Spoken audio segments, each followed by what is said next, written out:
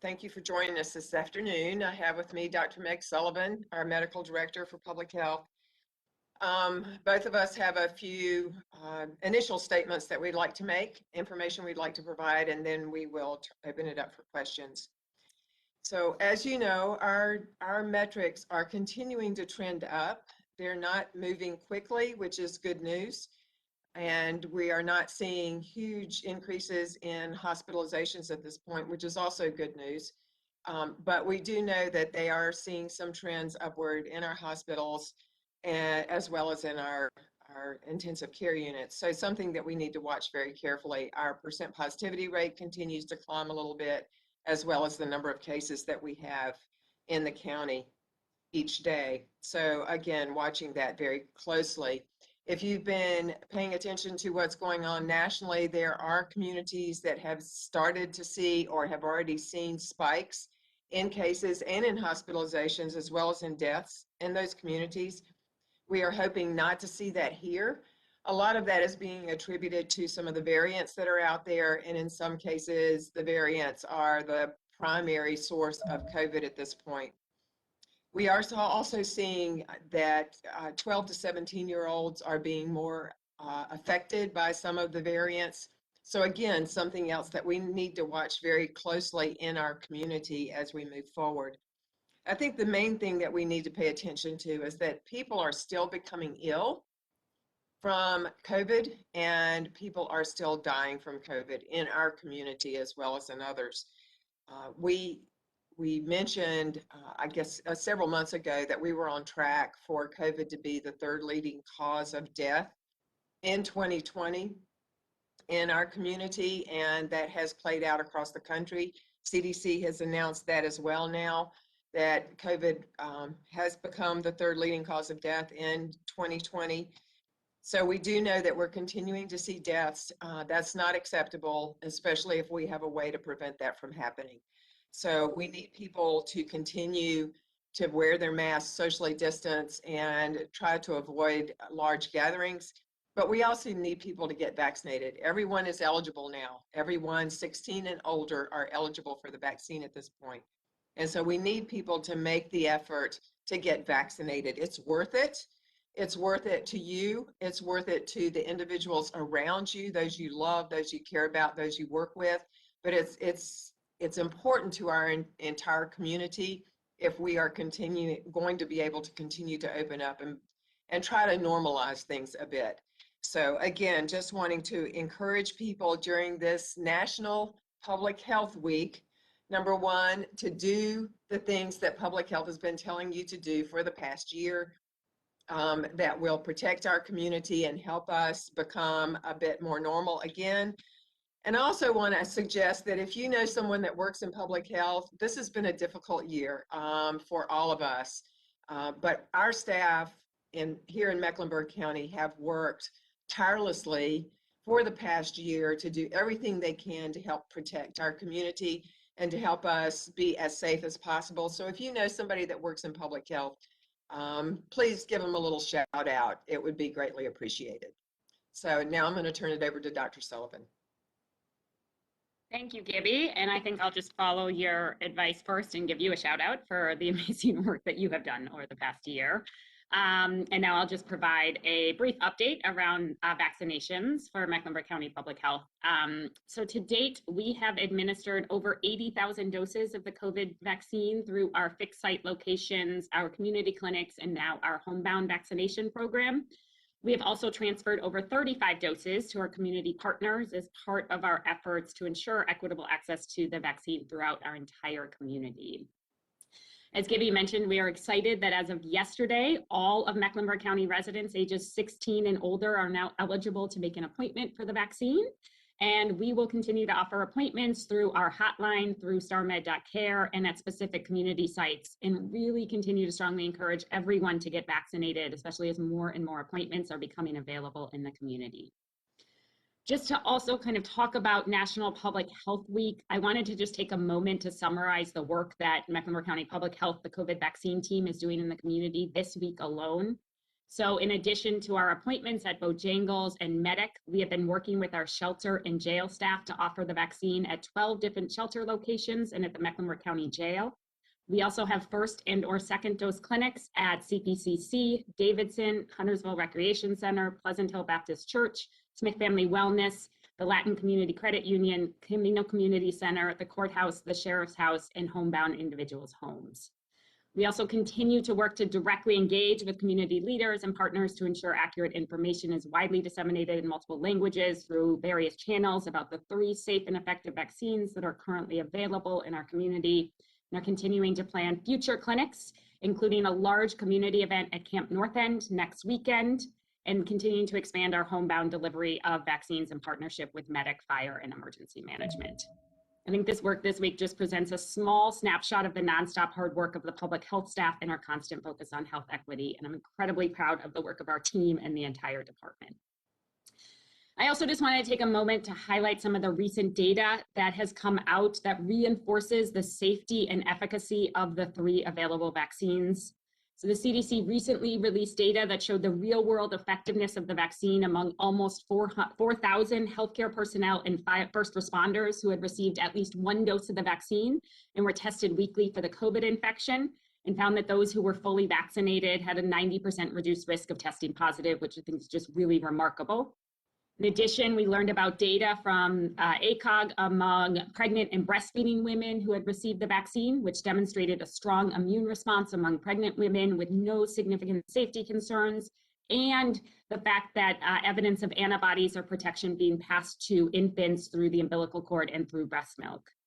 We also heard about data from the Pfizer clinical trial among 12 to 15-year-olds that showed 100% effectiveness in preventing COVID among that age group, which increases the optimism that a vaccine will be available in that age group in the near future. And then finally, we've heard data from both Pfizer and Moderna that shows efficacy is lasting at least 6 months, and we expect that data to continue to show longer term as well. So all of this data and more continue to reinforce that the vaccines are safe, they're effective, they save lives. As Gibby also mentioned on a more sobering note, we know that the COVID was the 3rd leading cause of death in 2020, and we continue to see more deaths. So in addition to continuing to adhere to the prevention measures that we talked about, it is really important that everyone get vaccinated to protect themselves, their family, and the community. Thanks.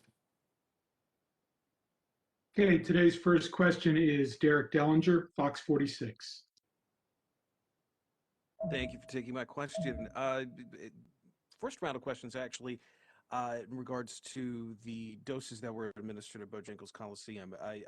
We know that there were, I think, 5,000 doses that were made, or 5,000 appointments or doses that were being made available.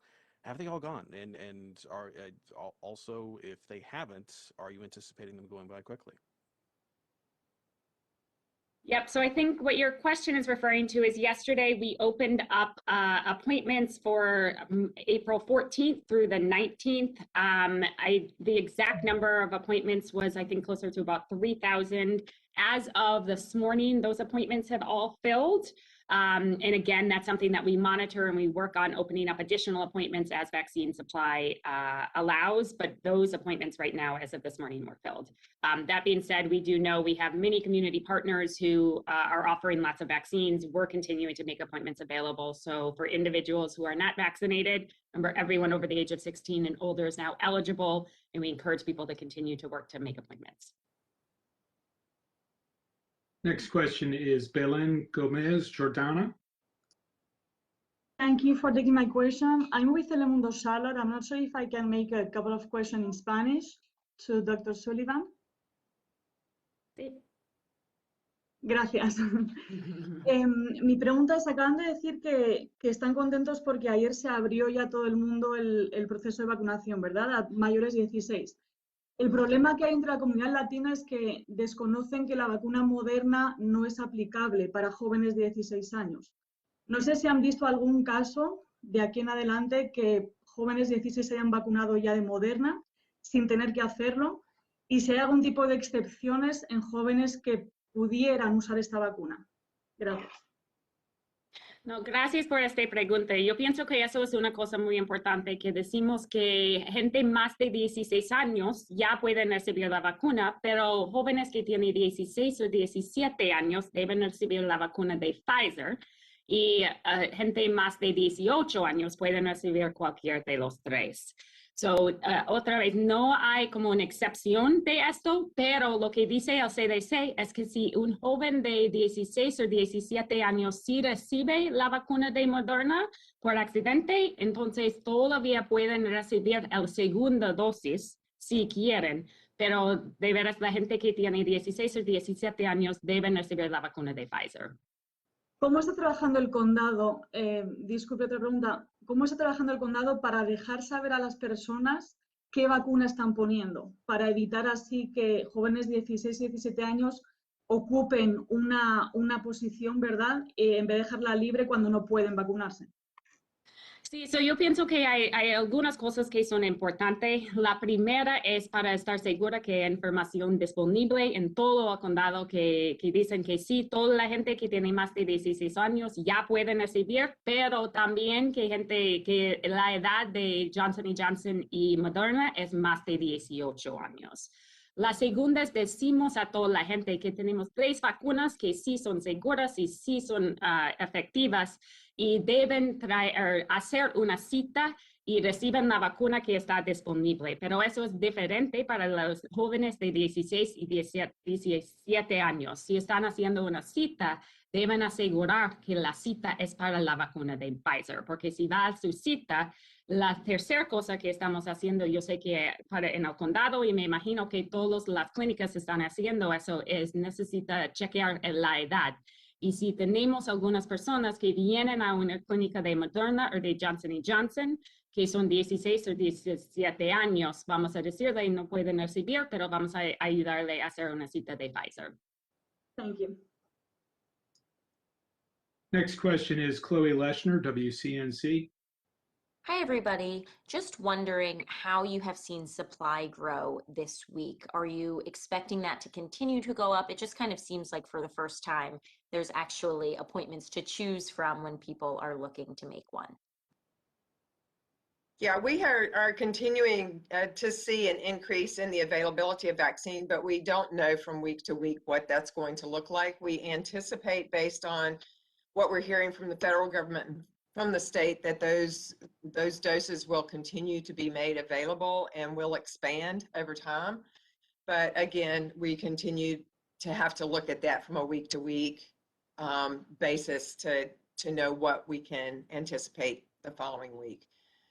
So we're hoping for more vaccine. I think that the appointments are more available than they were, but we're also seeing maybe a tipping point where we're moving from demand outpacing supply to supply and demand sort of balancing out at this point. So again, we'll have to stay on top of that, but expecting more vaccine. Next question is Alison Kuznitz, Charlotte Observer. Dr. Sullivan, it's Alison Kuznitz from the Charlotte Observer. Could you give more details about the vaccine clinic at Camp North End, what days that will be available and how many appointments? And can you also talk about how public health has maybe rethought the vaccine waitlist now that just everybody is eligible? How are people prioritized? And should they be expecting a call not only from public health, but from also the community partners throughout the county? Yeah, thank you for both of those questions. So the first question about Camp North End, it is going to be next Saturday, April 17th from 9 a.m. to 4 p.m.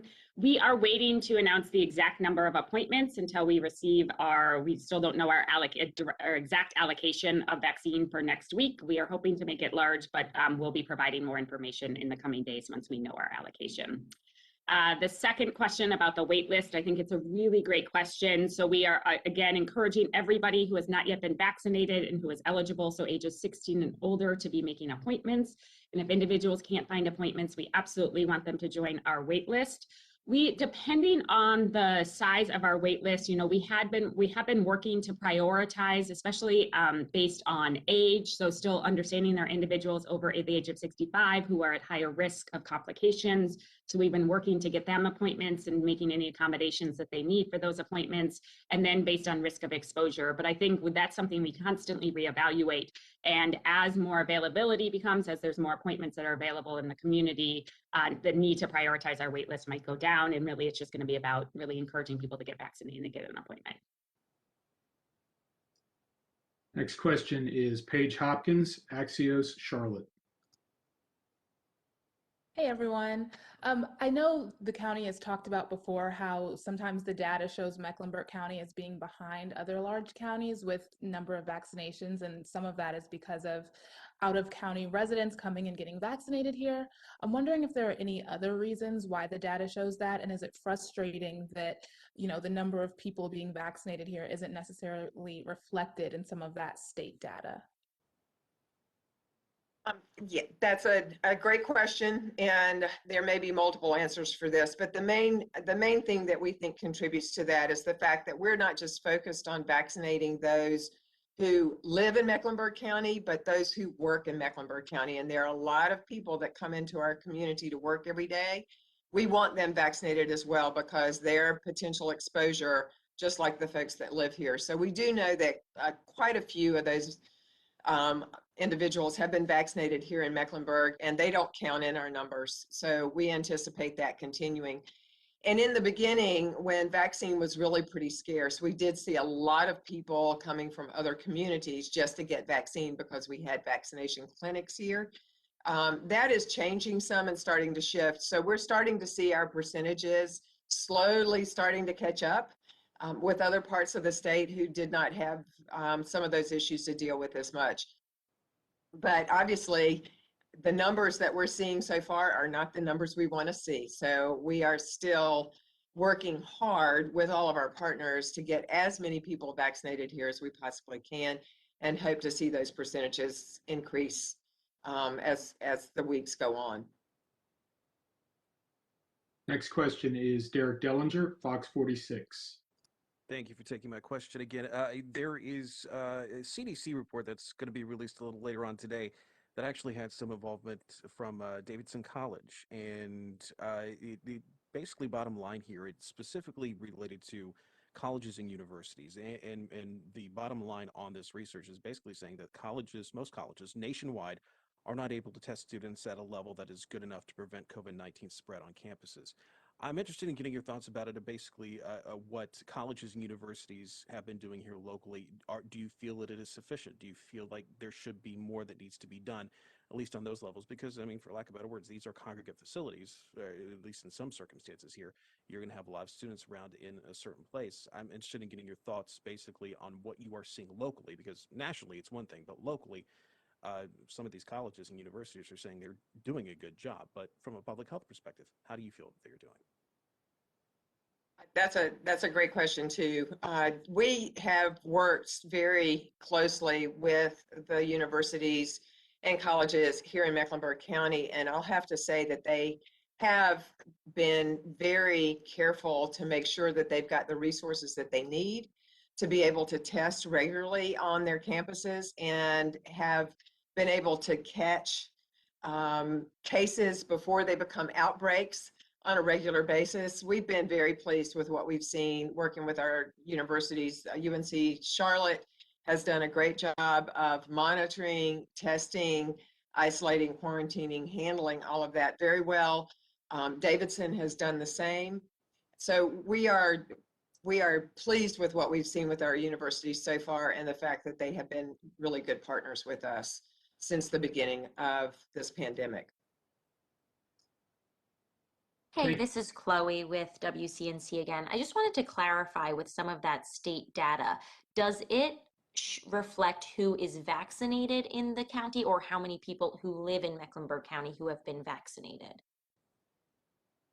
It demonstrates how many people who live in the county have been vaccinated. We do not get the quote unquote credit for those folks who live outside the county, work here, have come in to get vaccinated, or others who have come into our community to get vaccinated. The ones that you're seeing in those statistics are individuals that live in Mecklenburg County. Maybe it's Alison Kuznitz from The Observer. Could you talk about, as our hospitalizations might be trending upward as we saw in other communities, would you estimate that we would get to a point that looks similar to, say, the July surge? I mean, kind of where would you pin us between the July surge, Christmas surge? How high could this get? That's a tough question. It could get as high as the July curve. We're doing everything we can, and we hope that individuals in our community are doing everything they can to prevent that from happening. So far, we haven't seen anything that is showing us that we're going to get to that level again. As I mentioned, our numbers are increasing, but they're increasing at a very slow pace. And with the reopening, we expected to see some additional cases. So hopefully that's what we're seeing at this point. Hopefully we're not going to see any kind of surge or additional numbers of cases out of spring break. We're just going to have to wait and see on that. So yes, it could potentially go there, as we've seen it happen in other communities across the country. But we right now are trying to be cautiously optimistic that between the efforts of all of the individuals who are providing vaccine in this community, as well as all of the work that everyone is doing to take care of themselves and to take care of others, that we're not going to see that. So we have the potential of keeping this rather flat right now, but it's up to all of us to make that happen. It's Derek with Fox 46. A question real quick about the B117 variant. I think I saw a story yesterday that basically said that this was the most dominant one that is basically for the cause of new cases. Here in Mecklenburg County, I mean, can you talk at least to the variant, the exposure of the variant here in Mecklenburg County? Unfortunately, we don't have good data on a county level that shows the amount of cases that are due to the different variants. What we do know is that we have seen variants in this county with some of the surveillance testing that's been going on.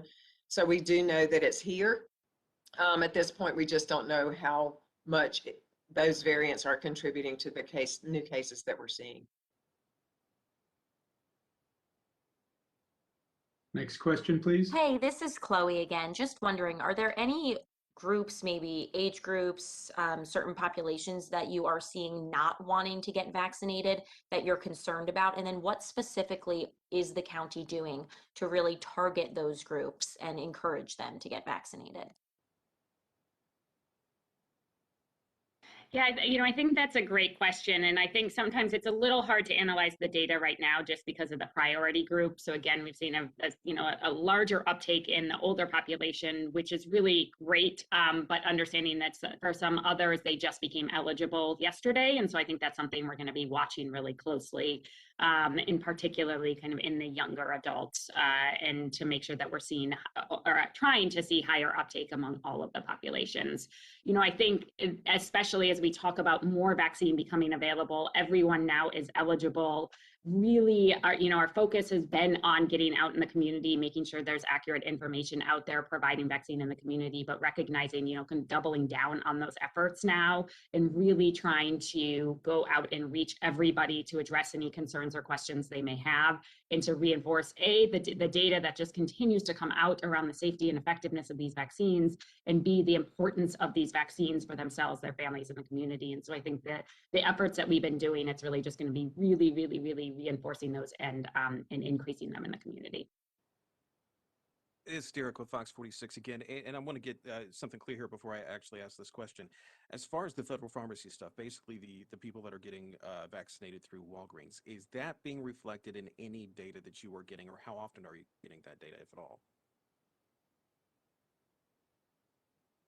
You're muted, Gibby.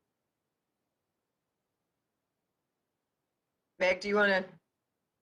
Oh, no, we were just saying you're on mute. Sorry about that. I've got to do that at least once in every meeting, is to keep myself muted. Okay.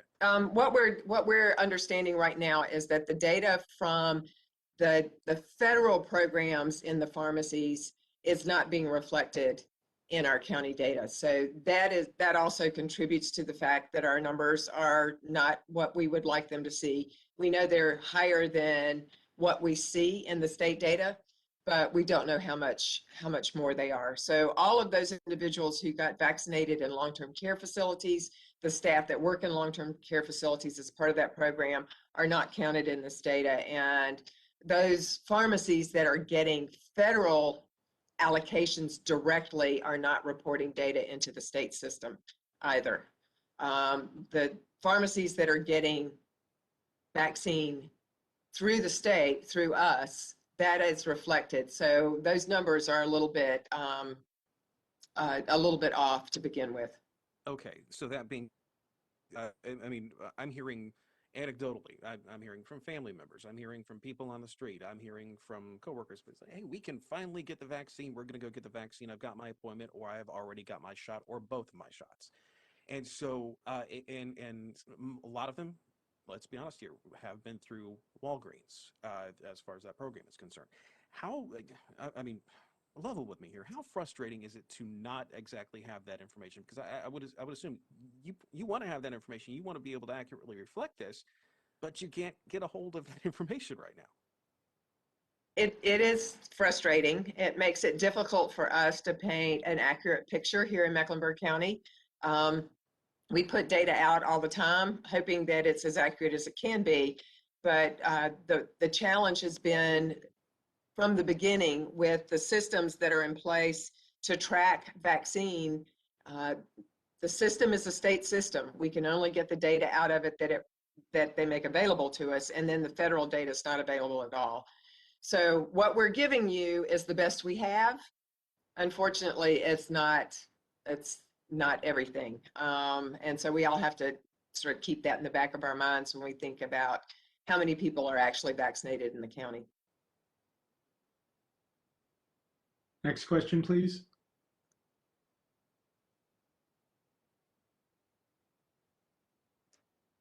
Do we have any more questions today? Gibby, it's Allison again. Could you talk about that discrepancy some more? Because I'm seeing on the dashboard, it does say now NC providers, federal pharmacy partners, and all programs. So does that all programs, that still does not include vaccinations done at CVS and Walgreens and other places like that? The one that I'm not 100% sure of is whether they have included the data from the initial federal program when they were vaccinating long-term care facilities. I don't know if that data is included in there or not. And you know, what we'll need to do is look and see exactly when that information started becoming available and how far back they went. I'm not 100% sure about that. But you know, the challenge is the information is coming out of the state system and we get what we get. So we're not able to do as much as we'd like to with the data to be able to describe the picture fully here in Mecklenburg County.